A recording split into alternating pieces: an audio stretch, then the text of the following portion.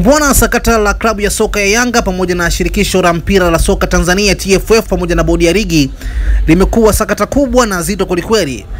Tarehe 10 ya mwezi wa 6 asubuhi, klabu ya Dar es Salaam Yanga Africa iliweza kuweka wazi kwamba wao hawatocheza mchezo wa CRDB, yani finali ya shirikisho dhidi ya Singida Big Stars tarehe 28 mwezi huu, kwa sababu wakisema hawajalipwa pesa za msimu uliopita.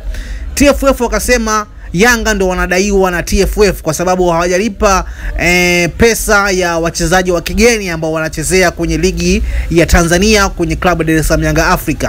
Yanga Africa wakafika mbali zaidi, wakasema wao hawajalipwa pesa za miaka mitatu, yani ubingwa wa mwaka 2021, 22, 22, 23 na 23, 24 kwenye kombe hilo la shirikisho. Kumbuka Yanga wamechukua kombe hilo mara 3 mfululizo.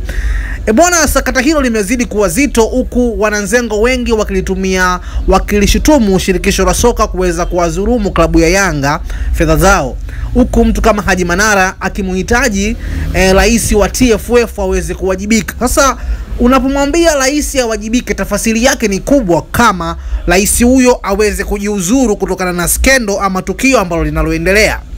Lakini unaambiwa sintofahamu hiyo inakuja baada ya TFF na bodi ya ligi kushikilia msimamo wake wa kwamba mechi ya tarehe 15 ipo pale pale, Simba dhidi ya Yanga. Huku Dar es Salaam Yanga Africa wao wanasema endapo matakwa yao ama matarajio yao ya waliotuma kwa bodi ya ligi yatafanyiwa kazi, maombi yao manne, basi wako tayari kucheza, lakini sio Juni 15.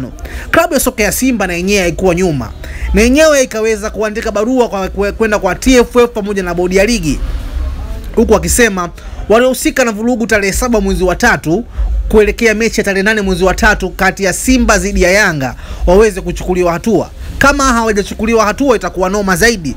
Lakini barua hiyo ya Simba ikasema mchezo tarehe 15 uko pale pale, hawatotambua mchezo mwingine wowote mbali ya tarehe 15.